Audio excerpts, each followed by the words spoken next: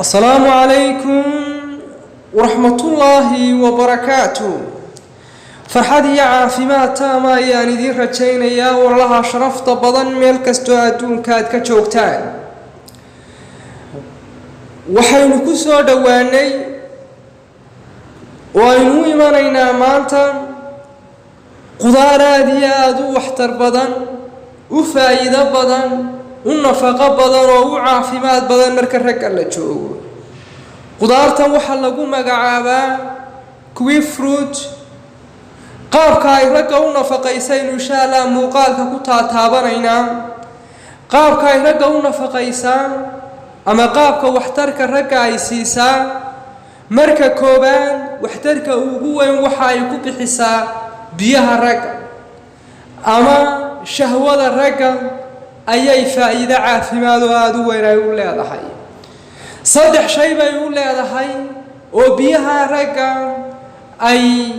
waxtarka caafimaad ay u leedahay ya saameynta ay u leedahay ay yihiin arinta kooban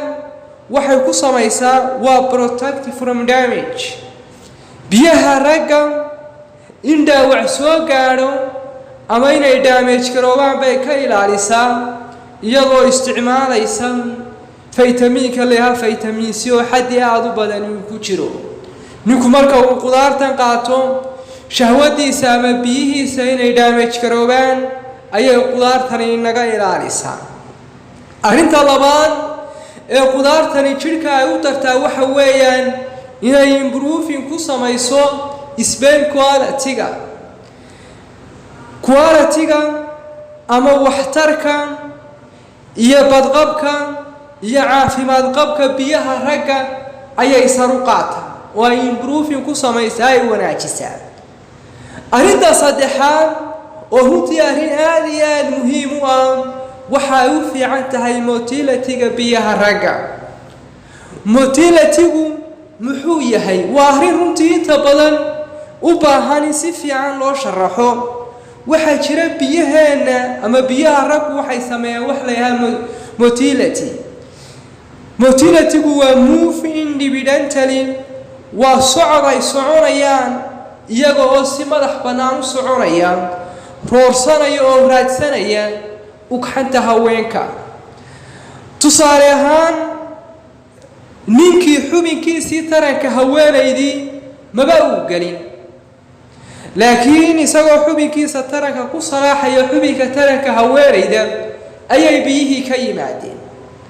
kadib ninkii waxa uu ka warwarayaa biyahan gudihiiba maad gelin oo biyahaasi way ka khasaareen oo biyo uur ku sameynaya maaha uurkan samaysanka uurkan idamka ilaahay iyo amarka ilaahay ayuu ku yimaadaa laakiin biyaha ninka in xubinka taranka inta lagu qaado gudaha haweenayda lagu soo shubo oo kaliya laguma gaaro in biyaha ninku ay la kulmaan ugxanta haweenayda ee biyuhu haddii ay caafimaad qabaan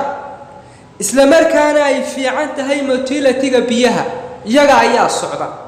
marxaladda biyuhu ay ku socdaan ayaa waxa la yiraahdaa motility yacni socodka biyuhu ay sameynayaan si madax bannaan ay u sameynayaan ee haddii afka hore xubinka taranka haweenayda ninka biyihii uu ku daadiyo biyihii iyaga ayaa soconayaan socodka ay sameynayaan baa la yiraahdaa motility haddaba haddii socodkaasi uu daciifo oo biyuhu ay socon waayaan waxa la arkaa biyahaasi inay dib u soo noqdaan ama inay gaari waayaan ugxantii kadibna sidaa uurku ku dhici waayo marka qudaartani waxay ka qayb qaadataa socodka biyaha ninku inay dabaashaan oo ay socdaan oo ay raadsadaan oo ay doontaan ugxanta haweenayda sidoo kale waxa ay wanaajiyaan biyahaasi quality-gooda yacni biyaha caafimaad qabkooda iyo fiicnaanshahooda iyo waxtarka biyahaasi qaabka ay yihiin way wanaajiyaan sidoo kale qudaartani waxa ay samaysaa inay ka hortagto isla markaana ay protection ku samayso ashyaasha waxyeelaynaysa biyaha ragga inay ka hortagto oo ay ka ilaaliso gaar ahaan dhibaatada damage-ka iyo dhaawaca u geysanaysa biyaha ragga tusaale ahaan sida oxidative stress oo kale ee biyaha ragga damage gareynaya inay naga protect gareeyo qudaartani